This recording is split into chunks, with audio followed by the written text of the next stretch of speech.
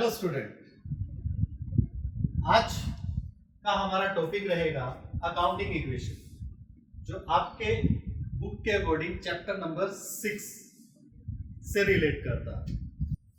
Dear student, ये chapter आपका numerical based है, जिसमें आप आज से स्टार्ट करेंगे कुछ ना कुछ न्यूमेरिकल टॉपिक। एक किसी भी न्यूमेरिकल टॉपिक को सीखने से पहले, न्यूमेरिकल करने से पहले कुछ बेसिक कॉन्सेप्ट्स को सीखना जरूरी है। आज की हम इस वीडियो के अंदर जो हमारे लर्निंग कॉन्सेप्ट्स रहेंगे वो है meaning of accounting equations, second one asset is equal to liability plus capital, third format of accounting equations. चलें आज के वीडियो की तरफ, आज के इन टॉपिक्स की तरफ, जिसमें हम फर्स्टली स्टार्ट करते हैं meaning of accounting equation. Meaning of accounting equations क्या है? An accounting equation is a mathematical equations which show that assets and liability of a firm are equal. That means accounting equation आपको define करती है एक ऐसी mathematical equation जिसमें business की assets equal रहती हैं, बिजनेस की एसेट्स इक्वल रहती हैं किसके? उसकी लायबिलिटीज। ऐसा according to accounting principle dual exception principles के अकॉर्डिंग होगा।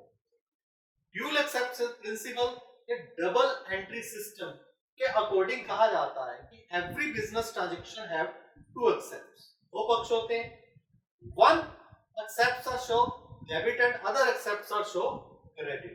दैट मींस बिजनेस के द्वारा जितनी भी लेन देन की जाएंगी उसमें एक पक्ष को डेबिट और दूसरे पक्ष को क्रेडिट किया जाता है। उस डेबिट और क्रेडिट पक्ष को हम फ्यूचर के चैप्टर्स में सीखेंगे। आज उस according to that principle one mathematical equation are also created. That mean asset is equal to liability. कहा जाता है कि एसेट्स इक्वल होती हैं लायबिलिटीज प्लस कैपिटल। जैसा कि इस मीनिंग में भी डिफाइन है कि एसेट एंड लायबिलिटी इक्वल, और लायबिलिटी के अंदर इंक्लूड है outside liability and capital. That mean जो लायबिलिटी आपको बाहरी लोगों को चुकानी है और जो लायबिलिटी बिजनेस की अपनी ओनर्स के प्रति है, internal liability, both are equal to business assets, जो बिजनेस की एसेट्स के इक्वल रहते हैं। आपको इस इक्वेशन से एक बात तो क्लियर होगी कि आपको इस चैप्टर में न्यूमेरिकल सॉल्व करने के लिए तीन चीजों के बारे में अंडरस्टैंड होना मस्ट है, और वो है क्या? First one assets, second one liability और थर्ड वन कैपिटल। इसको हम लोगों ने सीखा है अपने बेसिक टर्म्स के चैप्टर नंबर 2 में, लेकिन स्मॉल वे के अंदर यहां भी आपको एक्सप्लेन करता हूं, और उसके अलावा आप उसको रीड करो। क्या है? First one assets. एसेट्स क्या है? एसेट्स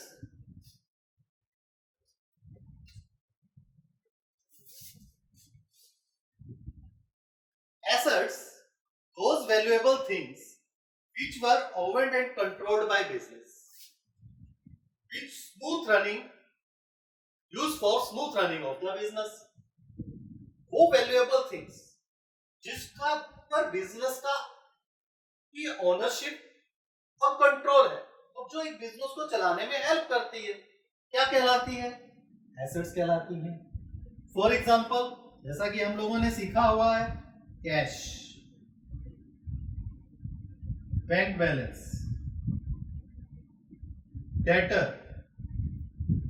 डेटर दैट मीन देनदार, building,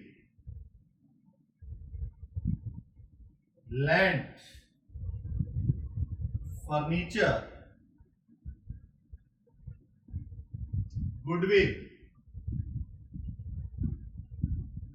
prepaid expense, etc. Right? Next one liabilities की अगर बात करें, तो लाइबिलिटीज क्या होती हैं? Amount owe to outsider except of owner, जो अमाउंट एक बिजनेस को बाहरी लोगों को चुकाना है, बाहरी लोगों को पे करना है, it is called liabilities of the business. For example, creditor of the business, loan, bank loans, mortgage loan,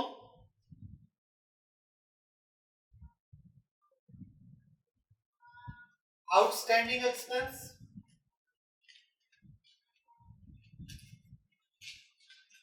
etc. right? Capital. अब अगर कैपिटल की बात की जाए तो कैपिटल क्या होती है? Amount invested by owner in the business in any form, goods or cash, is called capital. जो अमाउंट एक ओनर के द्वारा बिजनेस में इन्वेस्ट किया जाता है is called capital. वो बिजनेस की क्या कहलाती है? कैपिटल कहलाती है. राइट? अब हम बात करते हैं कि asset is equal to liabilities plus capital.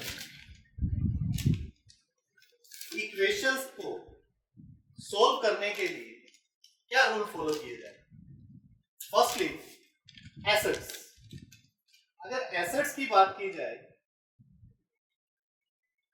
तो किसी बिजनेस के अंदर, अगर बिजनेस में एसेट्स अगर आएंगी, क्योंकि बिजनेस से एसेट्स जब हम खरीदेंगे तो बिजनेस में आएंगी, इंट्रोड्यूस होंगी, और जब हम उसको सेल करेंगे तो बिजनेस से जाएंगी.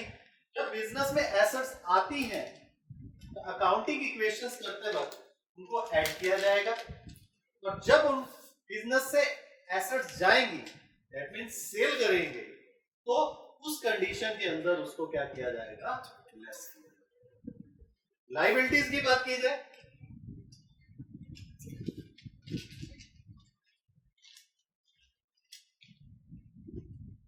तो लायबिलिटीज के लिए रूल फॉलो किया जाता है. अगर लायबिलिटी बिजनेस में आती है दैट मीन अगर हमें किसी के प्रति अब कुछ पेमेंट चुकानी है, अगर बिजनेस की लायबिलिटी इंक्रीज होती है तो अगर लायबिलिटी कम होती है दैट मीन जाएंगी दैट मीन कम होंगी, जब आप बिजनेस के द्वारा उसको पे किया जाता है, पेमेंट की जाती है, तो उस कंडीशन के अंदर उसको क्या किया जाएगा? Less. Right? Clear? Next one आता है कैपिटल. अगर कैपिटल के लिए थोड़ा आपको ज्यादा ध्यान रखना पड़ेगा. कैपिटल के लिए यहां आपको देखना होगा कि कैपिटल कब इंक्रीज होती है और कब डिक्रीज होती है. कैपिटल दो केसेस में इंक्रीज होगी.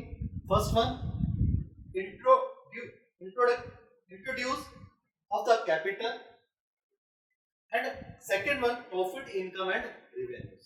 दैट मीन जब एक ओनर के द्वारा इंट्रोड्यूस की जाएगी बिजनेस में कैपिटल, और या बिजनेस को इनकम अराइज हो, प्रॉफिट होगा या गेन होगा, कोई बेनिफिट अराइज होता है, तो कैपिटल इंक्रीज होगी. दूसरी तरफ डिक्रीज, सेकेंड पार्ट आपको देखना होगा कि जब डिक्रीज होती है, डिक्रीज कब होगी कैपिटल? जब withdraw from the business by owner, that mean drawing. जब ओनर के द्वारा बिजनेस से पर्सनल यूज के लिए विड्रॉ किया जाता है तो कैपिटल डिक्रीज होती है. अकाउंटिंग इक्वेशंस करते वक्त अगर बिजनेस को कोई लॉस या एक्सपेंसेस होते हैं तो वो भी कैपिटल में से डिक्रीज किए जाएंगे. ओके, तो ऐसी कंडीशन के अंदर कैपिटल के लिए जो रूल फॉलो किया जाएगा उसके लिए आपको ध्यान रखना है कि जब भी इंट्रोड्यूस हो या प्रॉफिट या इनकम हो, उस कंडीशन के अंदर जब ये इंक्रीज होंगे तो कैपिटल में ऐड किए जाएंगे, और जब ड्रॉइंग और एक्सपेंस होंगे, दैट मीन बिजनेस से कोई एक्सपेंस पे किया जाता है, तो उस कंडीशन के अंदर कैपिटल में से वो क्या किया जाएगा? लेस. ओके, इनकम या रिवेन्यू के लिए जैसा कि हम लोगों ने पीछे बेसिक टर्म्स के टाइम सीखा है, इनकम या रिवेन्यूज में क्या इंक्लूड किया जाएगा, वही rent receive, commission receive, interest receive, dividend receive etcetera. Expenses के अंदर इंक्लूड क्या किए जाएंगे, interest paid, dividend paid, telephone bill, discount allow etcetera. अब इसके बाद हम सीखेंगे आज के हमारे थर्ड टॉपिक की तरफ, जो थर्ड पॉइंट की तरफ, जो है फॉर्मेट ऑफ अकाउंटिंग इक्वेशंस। अब बात करते हैं format of accounting equations. Accounting equations के न्यूमेरिकल को सॉल्व करते हुए इसके लिए जो फॉर्मेट यूज किया जाएगा उसमें आपको 3 कॉलम्स क्रिएट करने पड़ेंगे। First one serial number, second one transactions, जो ट्रांजैक्शन हम अकाउंटिंग इक्वेशंस के अंदर मेंशन करेंगे उसको यहाँ राइट किया जाता है। आफ्टर देन उसके इफेक्ट, उसके अमाउंटिंग इफेक्ट को, फाइनेंशियल इफेक्ट को हम प्रेजेंट करेंगे equations. That mean asset is equal to liability plus capital. जिस भी पार्ट पर उसका इफेक्ट होगा उस पार्ट पे इसको प्रेजेंट किया। ओके, आई थिंक आपको introduction part of accounting equation आपको क्लियर हुआ होगा। इस टॉपिक्स को आप अपनी बुक से स्टडी करिए। नेक्स्ट वीडियो के अंदर हम इसके से रिलेटेड न्यूमेरिकल्स सॉल्व करेंगे। Have a nice day and thank you.